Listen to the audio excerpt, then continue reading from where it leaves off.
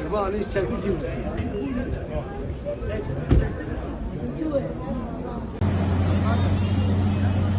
Vay vay.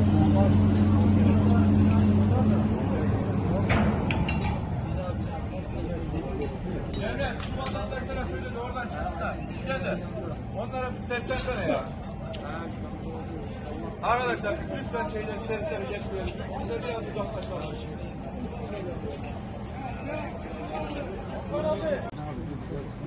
Buna dudu taşı. Çavahat var ettim. Bana bayılır. Bunu uzaktan. Bunu